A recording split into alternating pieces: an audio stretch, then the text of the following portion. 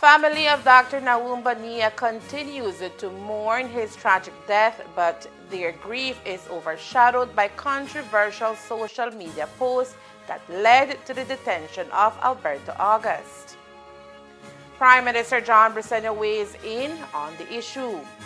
Plus, the PM responds to the Belize Chamber of Commerce's request to consider short-term measures, including temporary cut to excise or other interventions aimed at lowering fuel prices.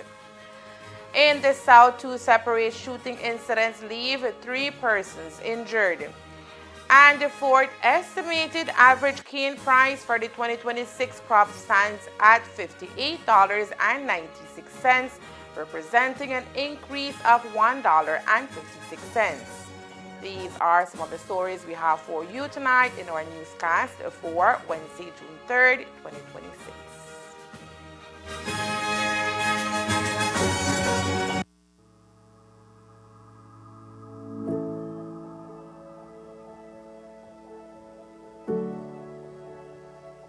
This donation means a lot to us. It's a huge capacity building.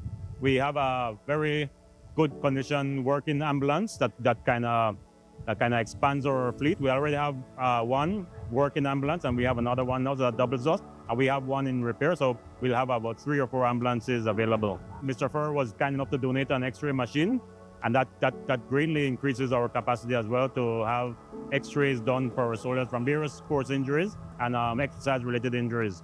And then we had a defibrillator from him as well, which again will help our doctors to assist not only soldiers, but patients from outside of the Ladyville community as well. We had the equipment, but we did not have the personality, like that's the professionals on board. So for that reason, it's to be in contact with the BDF medics. So I realized that just bring it together, and then it's about supporting my own country. Mr. Furr, your generosity demonstrates a profound sense of patriotism, compassion, and commitment to the development of Belize. Your willingness to support the Belize Defense Force reflects your understanding in that the security and well-being of our soldiers is vital to the security and the well-being of Belize.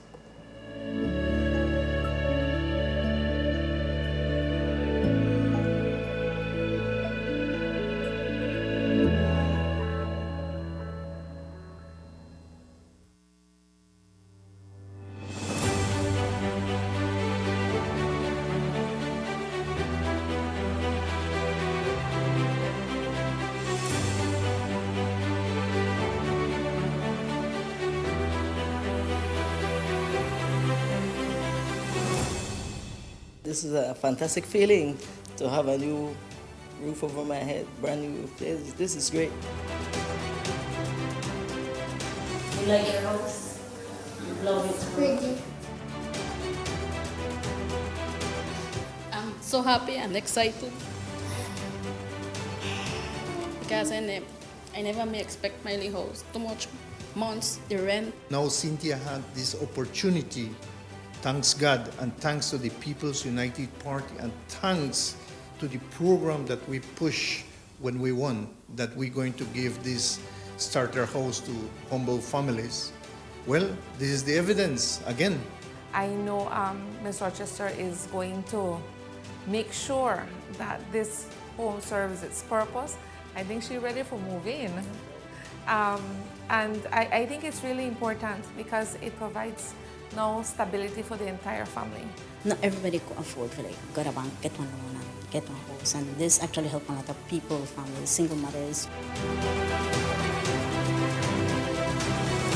Owning a home transforms a family, and those things they're non-negotiable. You don't compromise on those things. So we have made it abundantly clear that when it comes to our social programs, we don't compromise. When it comes to housing, we're working to see if we can find even more funding to be able to expand this program and to have people have access to a real home.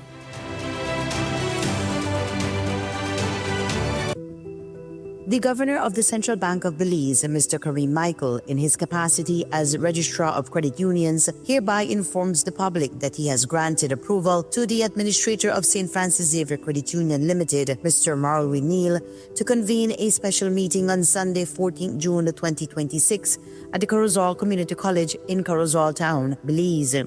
At the special meeting, elections will be conducted for a new board of directors and supervisory and credit committees, pursuant to the Registrar's Authority under Section 61(9) of the Credit Unions Act CUA. The administrator shall continue to conduct the business of St. Francis Xavier Credit Union for a period of 3 months. The administrator will execute his responsibilities in collaboration with the newly elected Board of Committees to facilitate an orderly transition and to support the continued stability and viability of the St. Francis Xavier Credit Union. This transitional arrangement is intended to ensure the continuity of key measures implemented by the administrator to safeguard members' interests, including maintaining dividend payments to member owners while reducing non-performing loans, strengthening internal controls to minimize operational losses, enhancing the effectiveness of compliance, finance, and internal audit functions, reducing interest rates on home, consumer and cane loans, modernizing the online banking platform, renovating St. Francis Xavier Credit Union's head office facilities, and expanding community engagement and outreach initiatives.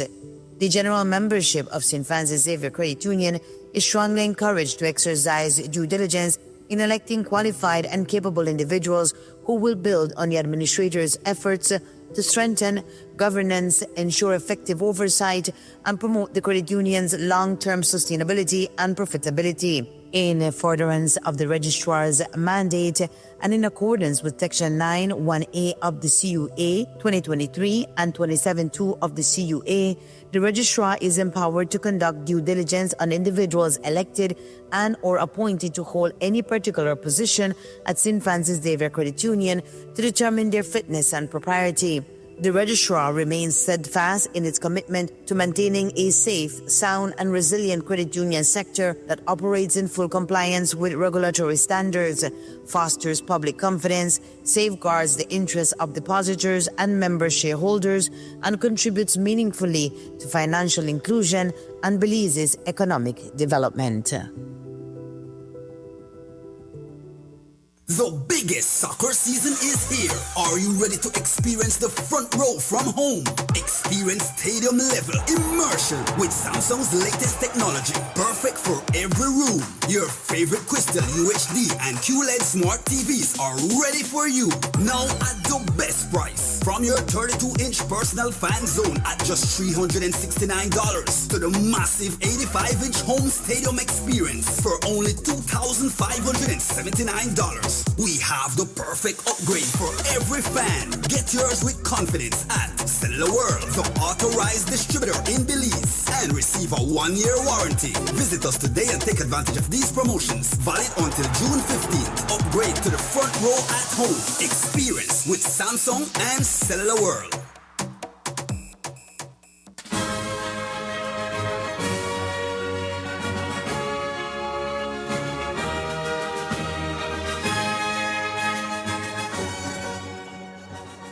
Good evening with your news also simulcast on Fiesta FM 106.7. I am Joanna Rodriguez. The family of Dr. Nawumba Nia continues to mourn his tragic death tonight, their grief overshadowed by a controversial social media crackdown that has ignited national debate.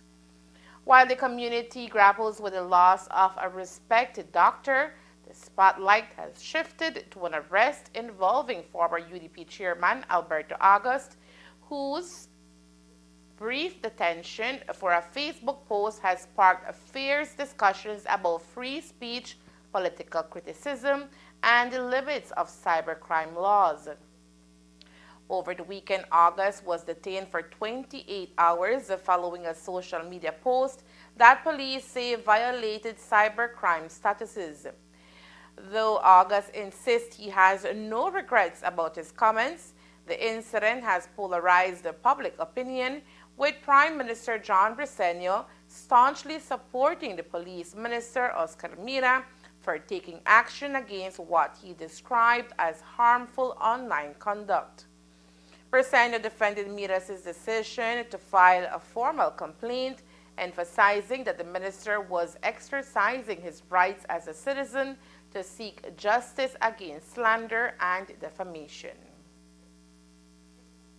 Importantly, I think that Oscar Mira also is a citizen. And if he feels that somebody is slandering him, he has every right to go and make a report. And so he made a report, which is his constitutional right.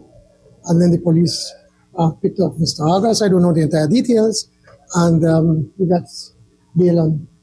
Freedom? It's not a lawsuit. He made a report. Exactly. And then the police brings them in and they do an investigation, as you know. And the police can hold you up to 48 hours before the charge. It's just so happened that it happened in the weekend. And I think they couldn't get somebody to, well, they couldn't finish the charges weren't finished, I think, until Sunday. And then Sir. The thing is that what Alberto Agas did is disgusting. To take up an opportunity when a family is grieving and to imply or quote whatever it is that he did of what the minister said. And the minister felt aggrieved because he knows this family. He is friends with the family. As he explained to me, the doctor was good friends with his brother. They went to school together. One did engineering and one did medicine. And so for him not to use this for political gain, I think it's despicable on his part. So I think Oscar Mira every right to be able to make a report against him under the cyberbullying. With emotions running high, many are questioning whether the use of cybercrime legislation is being misused to silence dissent or whether it's a necessary tool to combat online abuse. In response to a sharp increase in gang-related violence, authorities have declared a state of emergency SOE across key areas of Belize City and the surrounding Belize district. The measure, announced on May 8, 2026, grants law enforcement broader powers to detain suspects and conduct searches, aiming to curb the escalating violence that threatens public safety. But while the SOE has yielded some positive results, addressing the root cause of violence has proven to be great cause for concern for the Briceño administration. Today, upon speaking to the media at an event, Prime Minister John Briceño emphasized that combating crime goes beyond policing. He highlighted a deeper societal issue, including the erosion of discipline within families and communities. One murder is one too much, and we are always concerned about it. And we've been fighting and doing our very best to be able to keep that as best as possible under control. We had the SOE, I think, has been successful. Most of it has come down, but the distance is between individuals. And sometimes that's difficult to control. You could put a policeman in every corner, but the minute you turn, somebody, if you want to give trouble, and that's what's happening. I think what's important, I've been saying this for a long time, that I don't think we're as good parents as we were a few generations ago. I always use this example that when I was a kid, I called a lady white roaches, mischief, and my father found out about it, and when I got home, he gave me a whipping because you don't do that. Today, when you call out a child to a parent, they want to get upset with you, and so we have lost that kind of discipline within our communities, and that's what's happened as then they become adults. And so maybe Mia Motley is into something when she said that setting up parenting clubs, to be able to help families to learn about parenting and what all it requires, and that it really, and I know it's a cliche, it takes a village to grow a child. And I think that was success. That is the success when we were growing up. That you couldn't do anything out there because by the time you get home, your parents know, and you're getting in trouble. Or you go and back answer the teacher, and you go and say, call the parent. The last thing you want to make is call your parents to the teacher, And today, parents take a different approach to that, and that's the result. And we need to do better. We need to find how we could turn this around, and that is why, as a government, we're investing so much in education and looking at even see how we can set up childcare centers for women when they go to work, that they could leave their child somewhere safe. So it's a lot of work, but it requires everybody, it includes even the media, to be able to constantly put positive stories about families, how they succeed, what they do. The media, the churches, the NGOs, the private sector, and Police are investigating two separate shooting incidents that occurred within hours of each other in the Stand Creek district on Tuesday night, leaving 3 people injured. The first shooting happened shortly after 6:30 p.m. in Pomona Village. Police say 25-year-old Orlando Acosta and a 16-year-old male were among a group of people gathered in the area when 2 motorcycles approached. According to investigators, a passenger on one of the motorcycles pulled out a firearm and opened fire, injuring both victims before the assailants fled the scene. Speaking on behalf of the Belize Police Department, Assistant Superintendent Stacy Smith said investigators do not believe either Acosta or the teenager was the intended target of the attack. Police have since collected several video recordings from the area which are being reviewed as part of the investigation. Authorities have not established a motive and no arrests have been made. A business establishment when they were approached by persons on board 2 motorcycles. One of the pillion rider of one of the motorcycles is reported to have produced a firearm and fired several shots, resulted in the injury of those persons. A number of video footage have been retrieved and they are being reviewed, as it is believed that they will assist the ongoing investigation. Do we know the motive? No motive has been established. However, we are not of the view that any of the injured individuals was the target, but another individual that was in the group.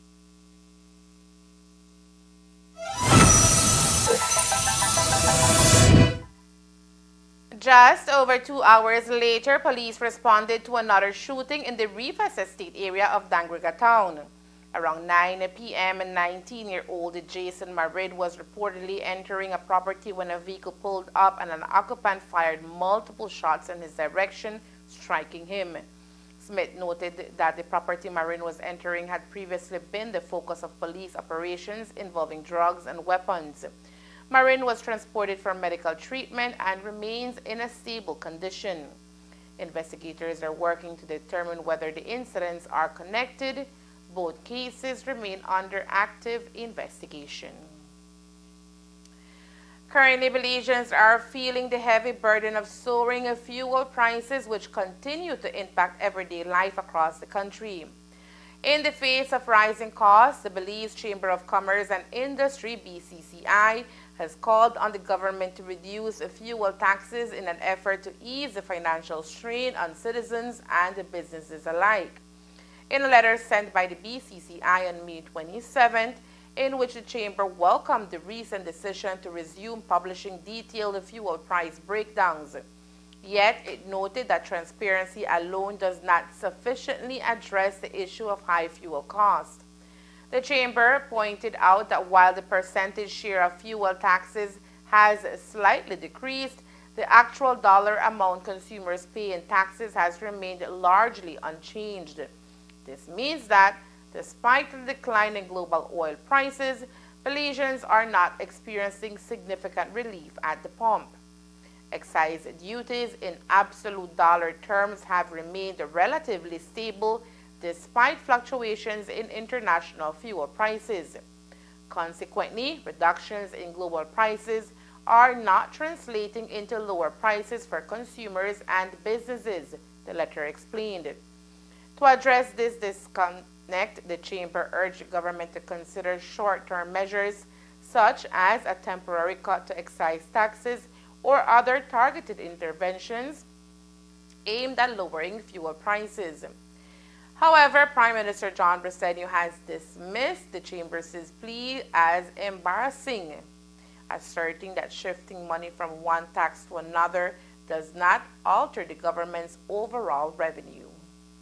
Listen, if you collect $100 in taxes and you have environmental tax, you have the GST, and you have the excise and the import tax, it's still $100.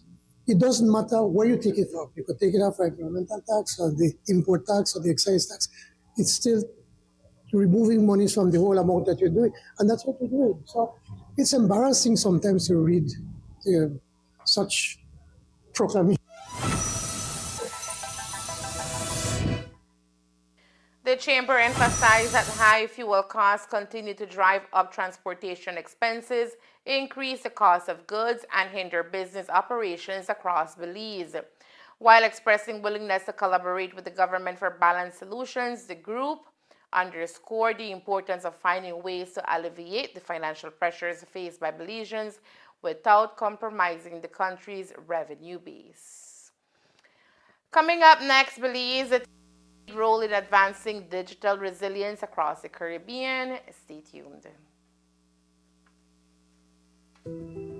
The governor of the Central Bank of Belize, Mr. Kareem Michael, in his capacity as Registrar of Credit Unions, hereby informs the public that he has granted approval to the administrator of St. Francis Xavier Credit Union Limited, Mr. Marley Neal, to convene a special meeting on Sunday, 14 June 2026 at the Corozal Community College in Corozal Town, Belize.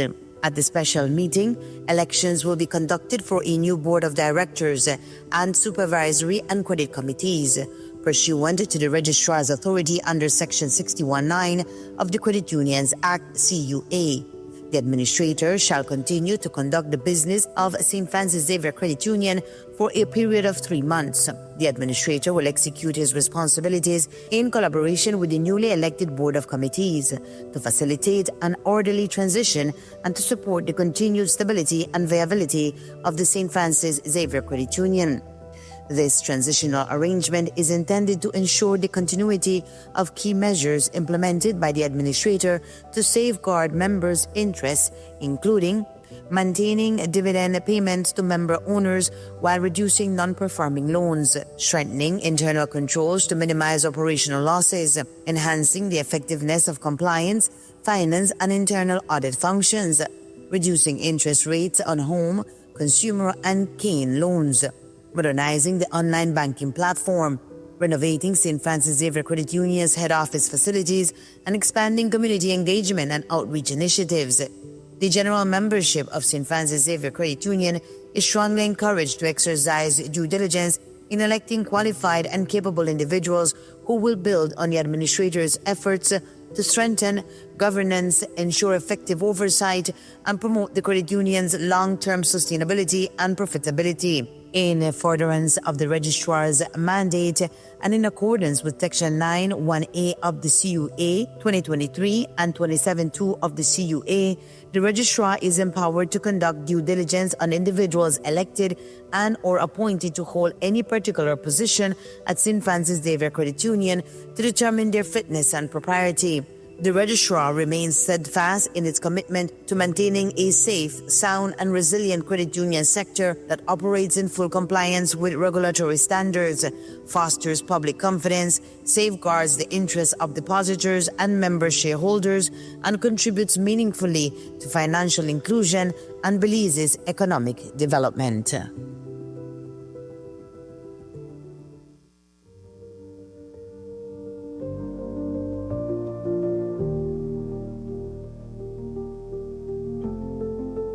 I was in Belmopan, then I used to go do my NHI in Belize. Then I came back home in Palmer. And when I found out that NHI was here, I said, right, that's the perfect thing for me. So I don't have to travel, you know. It's very affordable. That's the main point. And you don't have to wait too long.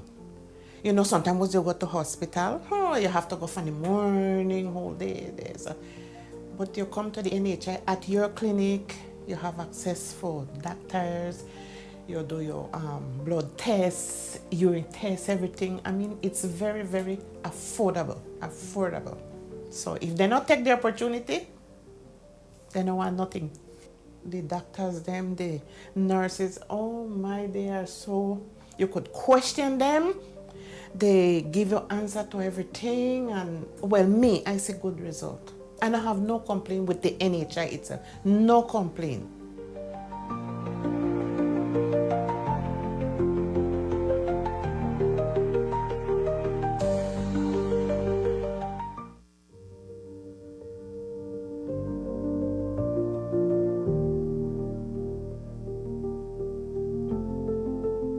I'm getting older and I need more medical attention, and this is perfect for me, because previous to that, I only went to the hospital if I had an emergency. I had a brother-in-law, and he was not feeling too good. And he said he went to the doctor, and the doctor said, well, you need to get a good checkup. And he said, but I need to work and make some money so I can address this issue. It happened that we were working by Santana, and he got worse. I had to come to New York. The next morning, Carlos they took him to Belize. Before the day was up, he was dead. His pressure skyrocketed, and he couldn't be helped. He passed away.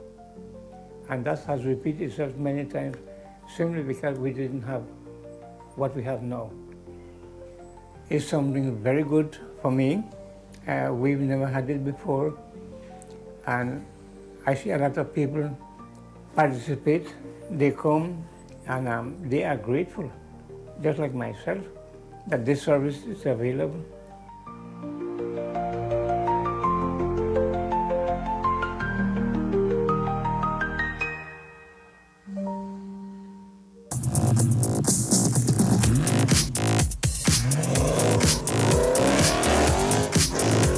When speed matters, every second counts.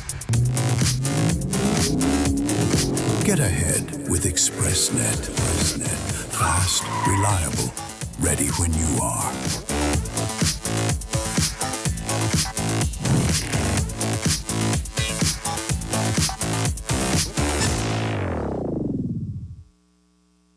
Stay connected in the USA for as low as $10. With Smart Roaming Data Pass, staying connected is simple and affordable. Get the data you need starting at 1,000 megabytes to stay connected, to larger plans that keep you online while you travel across the USA. So you can message, browse, video call, and navigate wherever you go. No SIM swap, no bill shock. Just simple, affordable pricing. Activate easily by dialing *100# using the Smart app or online. Smart Roaming Data Pass. Staying connected the smart way. Smart, bringing people together.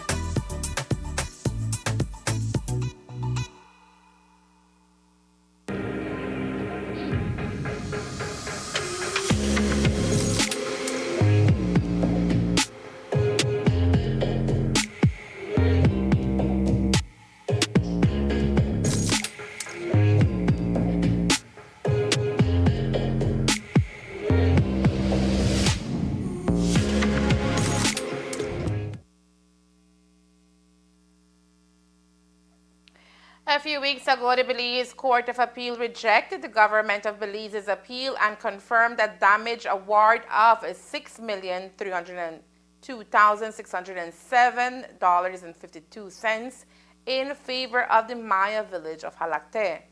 The court's decision underscores that the state's action were unlawful when it confiscated 31.36 acres of traditional communal land without obtaining prior informed consent or providing compensation to the villagers. The contested land was seized during infrastructure improvements carried out by the previous Barrow administration on the Halakte Road, which serves as a vital route connecting the dump area to the Belize-Guatemala border. The court's ruling affirmed that the government's land acquisition was illegal, emphasizing the villagers' right to their customary lands. But Prime Minister John Briceño is not in agreement with the ruling and has announced that the government intends to escalate the case to the Caribbean Court of Justice.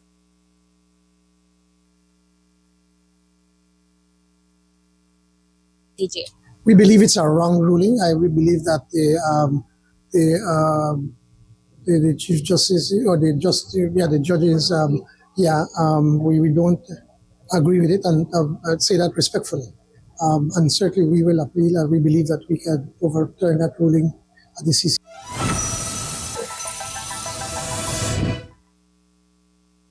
The community, which has long maintained that the land seizure violated the traditional rights, expressed relief and satisfaction at the Court of Appeal's verdict, viewing it as a victory for indigenous and customary landholders across Belize. A Belize city laborer has been formally charged in connection with the fatal shooting murder of 15-year-old Rakeem Armstrong and attempted murder of 18-year-old Justin Young. 34-year-old Dean Emerson Vaccaro of Mile 21 on the Philip Golston Highway in Sandhill Village has been arraigned on charges of murder and attempted murder in connection with the shooting. The murder, as we have reported, unfolded a week ago in Gardenia Village and stemmed from a dispute involving a stolen motorcycle. The altercation escalated when gunfire erupted, fatally injuring 15-year-old Rakeem Armstrong and leaving 18-year-old Justin Young with life-threatening injuries. Armstrong's death has left family members and residents mourning the loss of the teenager, while Young remains hospitalized in critical condition. Investigation into the shooting incident which resulted in the murder of 15-year-old Rakeem Armstrong and the shooting injury of 18-year-old Justin Young. Police have formally arrested and charged 34-year-old Dean Vaccaro of Sand Hill Village for the crimes of murder, attempted murder, use of deadly means of harm, and dangerous harm.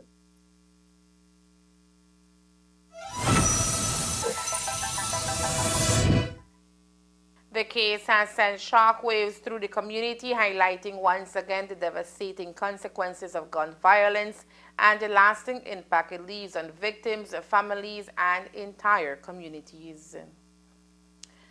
Belize is taking a leading role in advancing digital resilience across the Caribbean as regional policymakers, technical experts, and international partners are in Belize this week for the regional workshop on strengthening digital resilience. The two-day workshop held at the Grand Resort and Residence from June 2nd to the 3rd brings together representatives from across the region, including officials from the Economic Commission for Latin America and the Caribbean, ECLAC, and the European Union EU. The event is focused on strengthening collaboration to safeguard critical government data and ensure the continuity of essential public services during times of crisis. A key focus of the workshop is the data embassy model, an innovative approach that allows countries to securely store encrypted copies of critical government data in trusted partner states while maintaining full sovereignty over that information. The model is designed to help governments preserve access to vital data and maintain operations before, during, and after emergencies. It's a regional meeting from the Caribbean in what we call an innovative idea referring to data embassies. And data embassies is simply like an extension of your embassy that you have in a different country, which is considered your own space as a country, almost like for instance, the embassy in Belize, in Washington. That's ours, and the laws do not apply to that space. And so we are finding more and more now that everything is based with data, and there are constant threats. Violence. You have wars. You have hurricanes, for instance, in the region, earthquakes, cyber attacks. And so the idea is for us to be able to countries to look at different countries where they're going to say, okay, I'm going to leave my data, say in Barbados or in St. Kitts, and then a copy of my data is stored in that country, and now that belongs to Belize is governed by Belizean law. It's going to be Belizean jurisdiction, and so we are working on that as a region and hoping that we can come up with a declaration today on supporting the issue of data in embassies. And then in December, I think we will have a meeting in Brazil for the entire region. It is an innovative idea that has seen stand. It's coming, and something that quite likely will be done worldwide.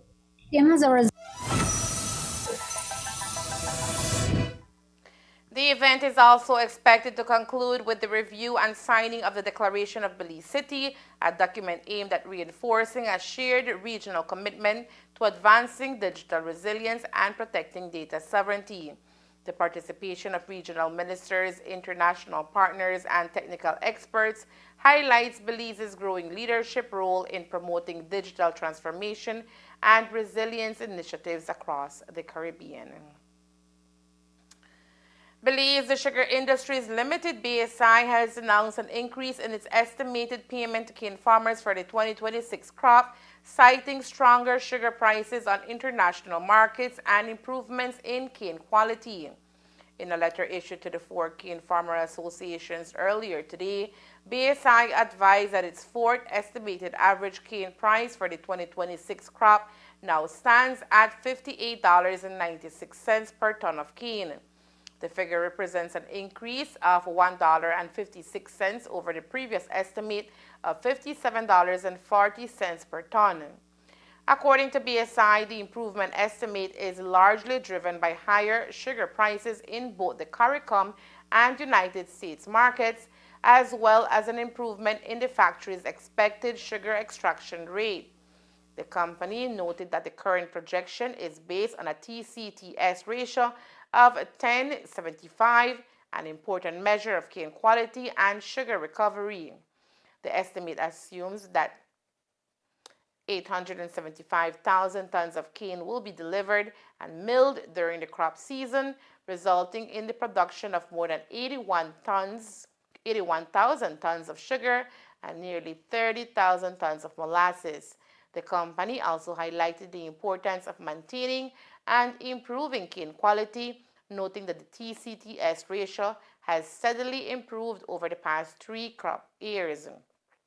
The ratio stood at 951 in 2023, increased to 10 in 2024, and reached 1120 in 2025.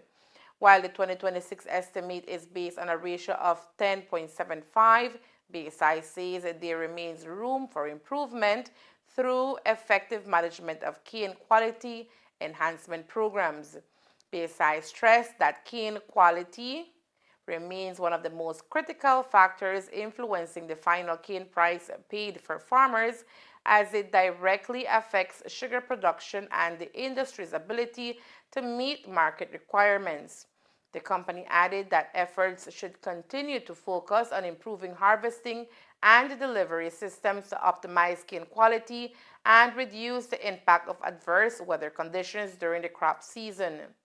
The latest estimates provided a positive outlook for farmers as the industry continues to monitor global market conditions and crop performance heading into the remainder of the 2026 season. With an aim at revitalizing the public transportation industry, the Cabinet approved a new concession agreement during its meeting on May 26, 2026. The agreement, negotiated between the Department of Transport, the Transport Board, and the National Bus Company, NBC, aims to establish a comprehensive operational and regulatory structure for the modernization and coordinated management of key transportation corridors, all within the existing legal framework. The government emphasized that this initiative is designed to attract investment from the NBC and enhance the reliability, safety, and financial sustainability of public transit services. Prime Minister John Briceño highlighted that the proposal, which involves Minister Louis Zabani and Senator Chris Coyi, is primarily focused on providing the NBC with the security needed to secure long-term route concessions.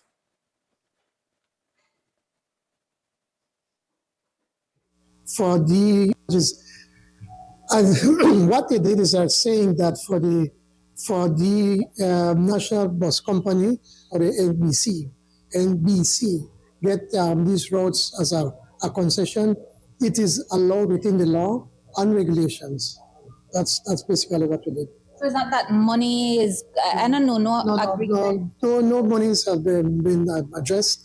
They're still finding out how they're going to be able to address it. Sorry? It's roads, like roads, yes. What about it? So they're getting the roads. Why was that needed though? Listen, one of the problems we've been having with the bus runs is that you get a yearly license. You can't take that license and go to the bank and say, I want to borrow to buy a new bus or a very good bus, because you don't know. The bank will say, what if they said they don't renew? So the idea is that now you need to be able to give these long-term licenses, but under certain conditions. You get a long-term licenses if you want to improve your bus, if you bring a new bus, or whatever it is, the standards that the transport department has set. And pretty much that's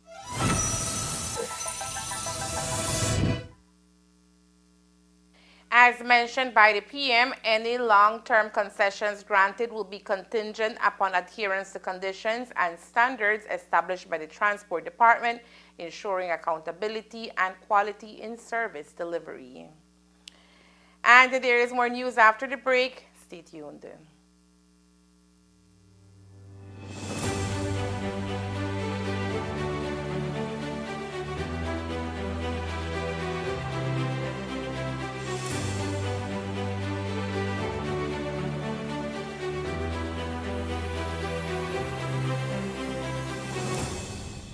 This is a fantastic feeling to have a new roof over my head, brand new. This is great. You like your house? You love it? Pretty. I'm so happy and excited because I never may expect my little house. Too much months, the rent. Now Cynthia had this opportunity, thanks God and thanks to the People's United Party and thanks to the program that we push when we won, that we're going to give this starter house to humble families. Well, this is the evidence again. I know Ms. Rochester is going to make sure that this home serves its purpose. I think she's ready for moving. And I think it's really important because it provides now stability for the entire family. Not everybody could afford to like go to bank, get one loan and get one house. And this actually helps a lot of people, families, single mothers. Owning a home transforms a family, and those things they're non-negotiable. You don't compromise on those things. So we have made it abundantly clear that when it comes to our social programs, we don't compromise. When it comes to housing, we're working to see if we can find even more funding to be able to expand this program and to have people have access to a real home.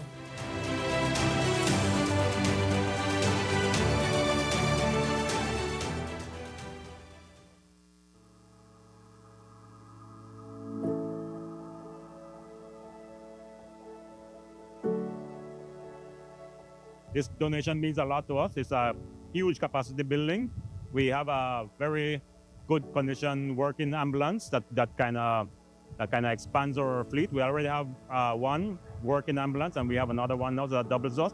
And we have one in repair, so we'll have about 3 or 4 ambulances available. Mr. Fur was kind enough to donate an X-ray machine, and that greatly increases our capacity as well to have X-rays done for our soldiers from various sports injuries and exercise-related injuries.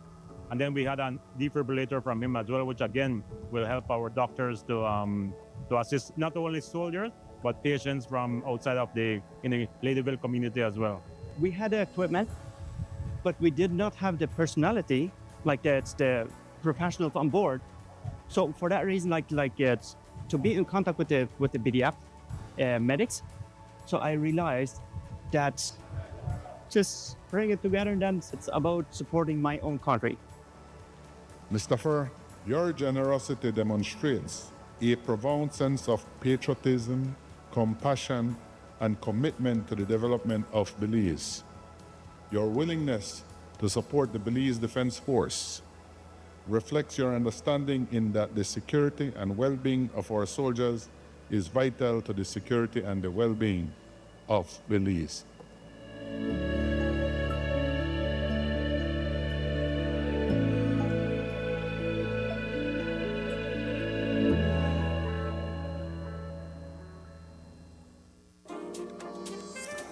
From whiskeys and wines to elegantly crafted cocktails.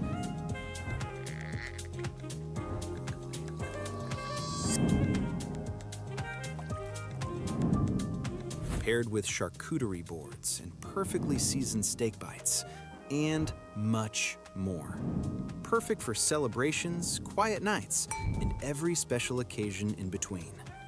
7 Notes Wine and Spirits, where every sip hits the right note.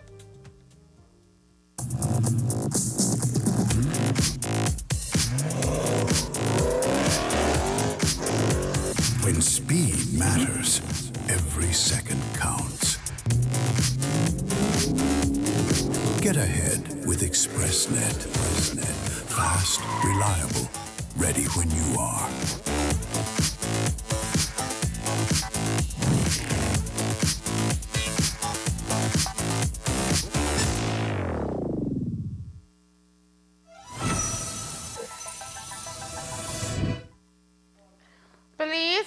intensifying its battle against the rising tide of sargassum, the floating seaweed that has become an unwelcome guest along many of the country's cherished coastlines. Through the dedicated efforts of the National Sargassum Task Force, STF, the government is rolling out strategic measures to safeguard Belize's environment, economy, and the vibrant communities that rely on its pristine beaches. Co-chaired by the Ministry of Blue Economy and Marine Conservation, alongside the Ministry of Tourism, Youth, Sports, and Diaspora Relations, the STF is leading a unified front to address the increasing regional sargassum activity. The focus is clear: minimize the impact of the relentless seaweed influxes on Belize's top coastal destinations, including Ambergris Key, Key Caulker, St. Pite, Hopkins, and Placencia.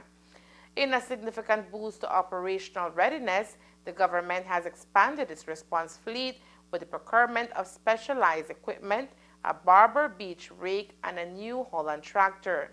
These tools are set to revolutionize shoreline cleanup efforts, helping to control beach erosion and maintain the natural beauty that draws thousands of tourists each year. Beyond equipment, financial assistance continues to flow into affected communities. The Belize Tourism Board has allocated the funds for cleanup initiatives in high-priority areas and is piloting new machinery at both inland and island destinations to enhance response efficiency. Meanwhile, the Belize Fund for a Sustainable Future has awarded a substantial grant of $290,000 Belize dollars to support private sector stakeholders impacted by sargassum. This fund is also backing a consultancy aimed at finalizing a comprehensive national sargassum response plan, a strategic blueprint to guide Belize's ongoing and future efforts. In a decisive effort to bolster Belize's presence in the global marketplace, the Belize Trade and Investment Development Service, Beltrade, in collaboration with the Directorate General for Foreign Trade, DGFT, hosted a comprehensive trade agreement workshop aimed at empowering stakeholders with vital knowledge on Belize's trade performance and the vast opportunities embedded within existing international trade agreements.